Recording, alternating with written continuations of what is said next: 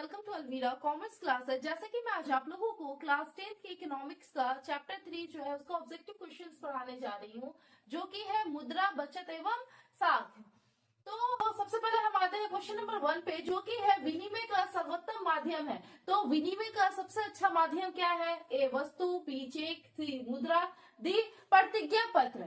तो यहाँ पे विनिमय का सर्वोत्तम माध्यम किसको माना गया है? मुद्रा। मुद्रा को जो है विनिमय का सबसे अच्छा, जो एक्सचेंज के लिए जो है सबसे अच्छा माध्यम माना गया है। अब आते हैं क्वेश्चन नंबर 2 पे, जो कि है इनमें से कौन मुद्रा का साख पत्र नहीं है?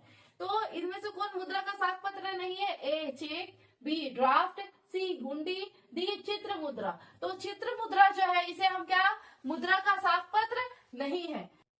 अब आते हैं हम क्वेश्चन नंबर 3 पे, जो कि है साख का आधार क्या है? तो सबसे पहले हम जानते हैं कि साख क्या होता है।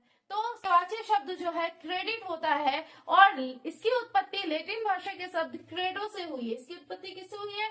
लैटिन भाषा के शब्द क्रेडो से हुई है, जिसका हिंदी में अर्थ क्या होता है? इसका अर्थ होता है विश्वास अथवा भरोसा करना। तो यहाँ पे ऑप्शन नंबर ए है गरीबी से, बी है उधार से, सी है दोनों से, डी है विश्वास से। तो अभी जैसा कि मैंने बताया कि साख का आधार क्या है, तो साख का आधार विश्वास या भरोसे से। अब हम आते हैं नेक्स्ट क्वेश्चन, जो कि है मुद्रा का प्राथमिक कार्य कौन सा है? तो मुद्रा जो है उसका सबसे पहला कार्य क्या है? ए मूल्य का संचय, बी विलंबित भुगतान का मान, सी मूल्य का हस्तांतरण, डी विनिमय का माध्यम। तो मुद्रा का सबसे अच्छा है ये विनिमय का माध्यम है। मतलब प्राथमिक कार्य लेन देन करना, जो लंबे समय से चलता हुआ आ रहा है उसको हम क्या कहते हैं? वहनीयता कहते हैं। तो निम्नांकित में किस मुद्रा में वहनीयता अधिक होती है? ए धातु मुद्रा, बी वस्तु मुद्रा, सी पत्र मुद्रा, डी इनमें तीनों। तो जो है पत्र मुद्रा जो है ये काफी लंबे समय से चलता हुआ आ रहा है और ये इसके आगे भी चलने की संभावना है। अब आते हैं हम क्वेश्चन नंबर 6 पे, जो कि है हमारे देश में किस मुद्रा का वैधानिक मान्यता प्राप्त है? तो हमारे देश में किस मुद्रा को वैधानिक मान्यता प्राप्त है? ए वस्तु मुद्रा, बी साख मुद्रा, सी चेक, डी पत्र मुद्रा। तो हमारे देश में जो है वैधानिक मान्यता किसे प्राप्त है? तो वैधानिक मान्यता हमारे देश में पत्र मुद्रा को प्राप्त है। अब हम आते हैं 7 क्वेश्चन पे, जो कि है मुद्रा के प्रयोग से किसको लाभ हुआ? तो मुद्रा के प्रयोग से जो है किसको लाभ हुआ? ए उपभोक्ताओं को, बी उत्पादकों को, सी ए एवं बी दोनों को, डी इनमें से कोई नहीं। तो मुद्रा के प्रयोग से जो है जो उपभोक्ता है उनको भी लाभ हुआ और जो उत्पादक है उनको भी लाभ हुआ। तो ऑप्शन नंबर सी जो है ये आपका सही आंसर। नंबर 8 पे, जो कि है बचत को प्रभावित करने वाला प्रमुख तत्व है। तो बचत किस तरीके से प्रभावित होता है और इसको प्रभावित करने वाला कौन कौन सा प्रमुख तत्व है? तो ए बचत की क्षमता, बी बचत की इच्छा, सी बचत की सुविधाएं, डी इनमें से तीनों। तो ऑप्शन नंबर डी जो है ये सही हो जाएगा। अब हम आते हैं क्वेश्चन नंबर 9 पे, जो कि मुद्रा के प्रयोग से किसको प्रोत्साहन मिला? ए बचत, बी पूंजी निर्माण, सी ऋणों का लेन देन, डी इनमें से तीनों। तो ऑप्शन नंबर डी जो है ये सही हो जाएगा, राइट आंसर है। ऑप्शन नंबर डी जो है वो राइट आंसर है। अब आते हैं क्वेश्चन नंबर 10 पे, जो कि ये पूंजी का निर्माण होता है। पूंजी का निर्माण किनके द्वारा होता है? ए उपभोग द्वारा, बी विनियोग द्वारा, सी बचत द्वारा, डी इनमें से कोई नहीं। तो ऑप्शन नंबर सी जो है ये सही आंसर है। पूंजी का निर्माण किस तरीके से होता है? अगर आपके पास पूंजी है और आप उसको सिर्फ खर्च कर रहे हो, बचत नहीं कर रहे हो उसमें से कुछ भी, तो ये इससे क्या होगा? आपका पूंजी निर्माण नहीं होगा। तो पूंजी का निर्माण होता है किसके द्वारा? बचत के द्वारा होता है।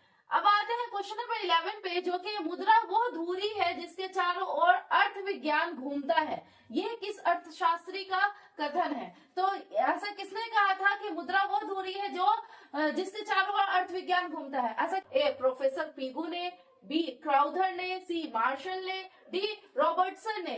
तो ऑप्शन नंबर सी जो है ये आपका सही आंसर है।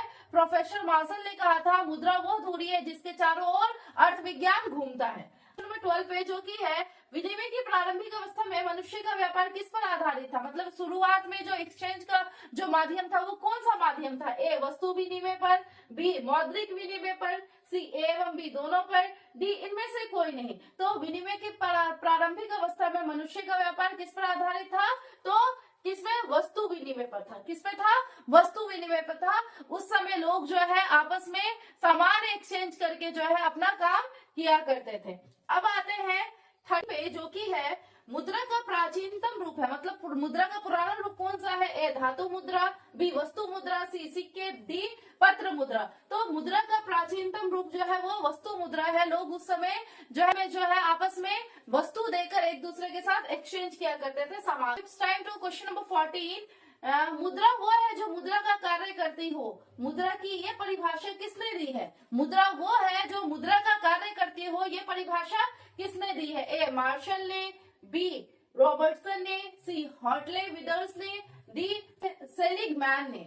डी सेलिगमैन ने। तो सी जो है ऑप्शन नंबर सी जो है हार्टले विदर्स ने कहा मुद्रा वो है जो मुद्रा का कार्य। नंबर 15 पे जो कि है शाख का प्रयोग होता है। तो शाख का प्रयोग जैसा कि मैंने आपको बताया था कि शाख की उत्पत्ति कहाँ से हुई थी? शाख की उत्पत्ति जो है वो लैटिन भाषा के शब्द क्रेडो से हुई थी, जिसका अर्थ होता है विश्वास करना।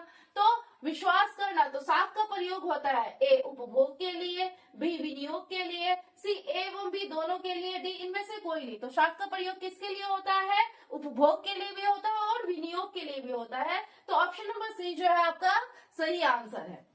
अब हम आते हैं क्वेश्चन नंबर 16 पे, जो कि है व्यावसायिक बैंकों द्वारा दिए जाने वाले ऋण को कहते हैं। तो व्यावसायिक बैंक जो है जो ऋण देती है हमें, उसे क्या कहते हैं? ए साख मुद्रा, बी बैंक मुद्रा, सी ए एवं बी दोनों, डी इनमें से कोई नहीं। तो व्यावसायिक बैंकों के द्वारा जो ऋण दिया जाता है उसे हम क्या साख मुद्रा और बैंक मुद्रा दोनों ही कहते हैं। अब हम आते हैं नेक्स्ट क्वेश्चन, जो कि है क्वेश्चन नंबर 17। मुद्रा की वैधानिक परिभाषा किसने दी है? तो मुद्रा की वैधानिक परिभाषा किसने दी है? ए प्रोफेसर मार्शल ने, बी है प्रोफेसर पिगू ने, सी है प्रोफेसर रॉबर्टसन ने, डी है प्रोफेसर नैप ने। तो मुद्रा की वैधानिक परिभाषा जो है प्रोफेसर नैप ने दी है। अब आते हैं नेक्स्ट क्वेश्चन, जो कि है मुद्रा के प्रमुख कार्य। तो मुद्रा का प्रमुख कार्य क्या है? ए विनिमय का माध्यम, बी मूल्य का मापक, सी मूल्य का संचय, डी ये सभी। तो यहाँ पे एक बात बता देती हूँ, अगर यहाँ पे पूछा जाता कि मुद्रा का प्राथमिक कार्य क्या है, तो आप यहाँ पे टिक आउट करते हैं विनिमय का माध्यम। मुद्रा का प्राथमिक कार्य क्या है? विनिमय का माध्यम है। लेकिन यहाँ पे पूछा है कि मुद्रा का कार्य क्या है, तो ये तीनों ही जो है ये मुद्रा के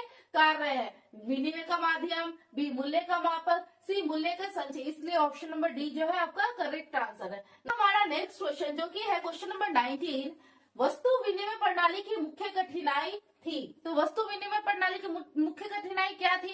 तो यहाँ पे सबसे पहले हम जानते हैं कि वस्तु विनिमय क्या होता है। तो वस्तु विनिमय क्या होता है? अगर हम किसी सामान के बदले किसी से दूसरा सामान लेते हैं तो उसे हम क्या कहते हैं? वस्तु विनिमय कहते हैं। तो इसकी सबसे बड़ी कठिनाई क्या थी? ए मूल्य मापन की कठिनाई, बी आवश्यकताओं के दोहरे संयोग का अभाव, सी ए एवं बी दोनों, डी इनमें से कोई नहीं। तो ऑप्शन नंबर सी जो है ये आपका सही आंसर है। वस्तु विनिमय प्रणाली का जो है मुख्य कठिनाई क्या था? कि मूल्य मापन की कठिनाई थी, और बी आवश्यकताओं के दोहरे संयोग का अभाव था। अब आता है नेक्स्ट क्वेश्चन, जो कि है क्वेश्चन नंबर 20।